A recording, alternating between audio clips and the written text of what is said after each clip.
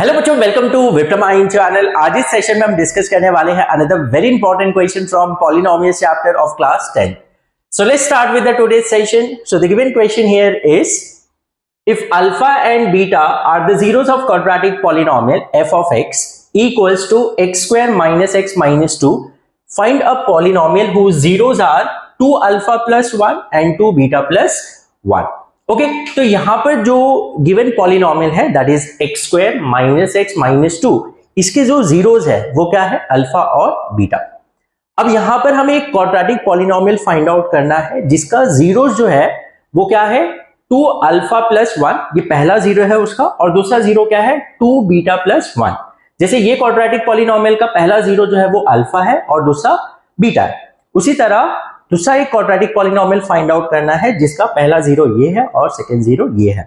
Okay अब कोई भी क्वाड्रेटिक पॉलिनोमियल का अगर हमें जीरोस पता है तो वो क्वाड्रेटिक पॉलिनोमियल हम इजीली फाइंड आउट कर सकते हैं. यस और नो? उसके लिए हमने एक फॉर्मूला देखा है. The formula is k bracket x square minus sum of zeros into x plus product of zeros.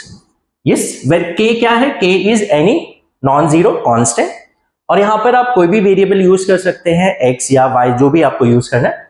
The only thing हमें यहां पर सम ऑफ जीरोस पता होना चाहिए और प्रोडक्ट ऑफ जीरोस पता होना चाहिए, तो उससे हमें क्वाड्रेटिक पॉलिनोमियल मिल जाएगा.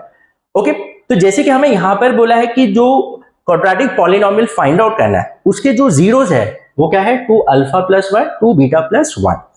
तो देखो यहां अल्फा और बीटा कहीं ना कहीं ये जो दूसरा क्वाड्रेटिक पॉलिनोमियल फॉर्म होगा उसका जो जीरोस है वो पहले वाले क्वाड्रेटिक पॉलिनोमियल के जीरो से रिलेटेड है. यस, क्योंकि यहां पर 2 times of alpha plus beta, sorry alpha plus 1 है and 2 times of beta plus 1 है. Is it clear? तो सबसे पहले यहां पर प्लीज ध्यान दीजिए, जो क्वाड्रेटिक पॉलिनोमियल हमें दिया है that is x square minus x minus 2. Yes, अब यहां से सबसे पहले तो हम a b और c कैलकुलेट करते हैं.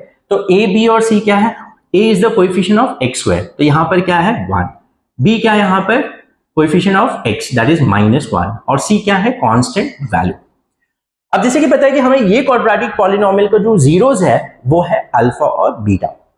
अब अगर अल्फा और बीटा उसके जीरोस है तो सम ऑफ जीरोस हमें पता है कि क्या होता है, sum of zero that is alpha plus beta क्या होगा, माइनस बी बाय ए. ये सुनो, ये फॉर्मूला हमने देखा है. तो अब यहां पर माइनस बी क्या है यहां पर, -1 by a that is 1, that is ये क्या हो जाएगा, माइनस माइनस प्लस हो गया तो 1 बाय 1 दैट इज 1.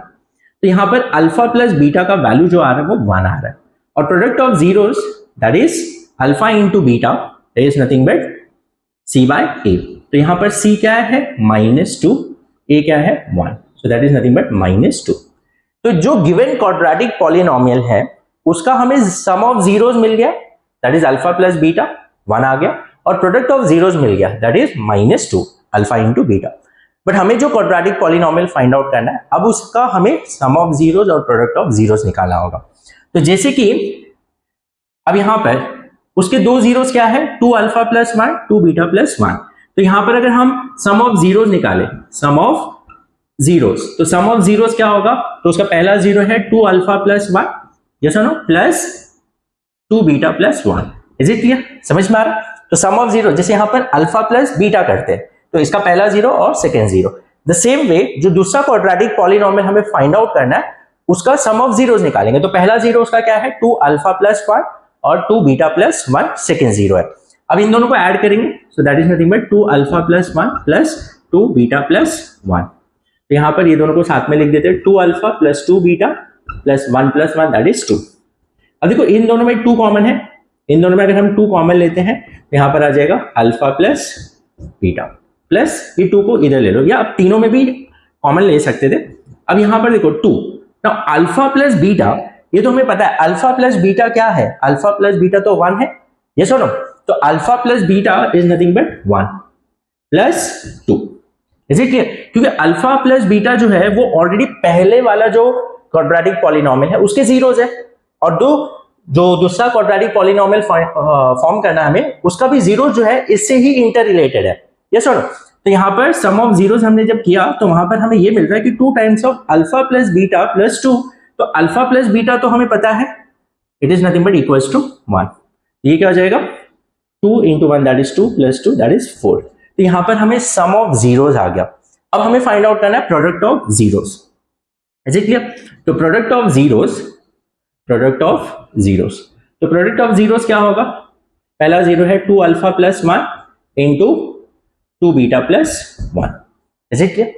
अब इन दोनों को मल्टीप्लाई करते हैं हम, तो it will be equals to now 2 alpha into 2 beta. तो यहाँ पर 2 alpha into 2 beta is 4 alpha beta हो जाएगा. यस और no? Now 2 alpha into 1 that is 2 alpha, then 1 into 2 beta that is 2 beta, then 1 into 1 that is 1. Okay, तो यहाँ पर this 2 alpha into this bracket, then उसके बाद 1 को ये ब्रैकेट से मल्टीप्लाई करेंगे. तो फाइनली हमें क्या मिल रहा है?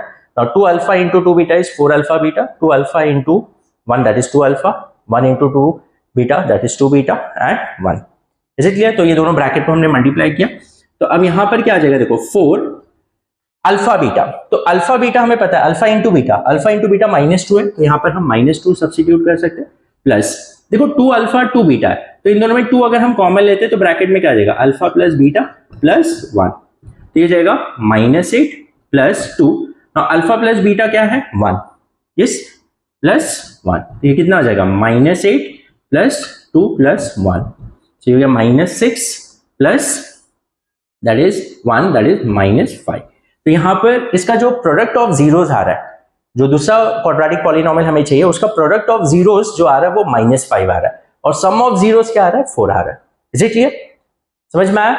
तो यहां पर अब क्या होगा? सिंपली ये फॉर्मूला में आपको सब्स्टिट्यूट कर देना. तो आप क्या लिखेंगे यहां पर? प्लीज ध्यान दीजिए. सो therefore required quadratic polynomial is equals to k bracket x square minus sum of zeros plus product of zeros. Is it clear? तो यहां पर आ जाएगा k x square minus sum of zeros. तो sum of zeros क्या आ रहा है? हमें 4 आ रहा है. yes, तो ये जाएगा 4x plus product of zeros -5. तो ये आ जाएगा k bracket x square minus 4x plus into -5. So this is the required quadratic polynomial where k is any non-zero constant. Yes, k 0 नहीं हो सकता, इसके अलावा कोई भी constant value हो सकता है. So this is the required quadratic polynomial. Hope you have understood. If still you have any doubt in any of the step, आप मुझे comment section में बता सकते हैं.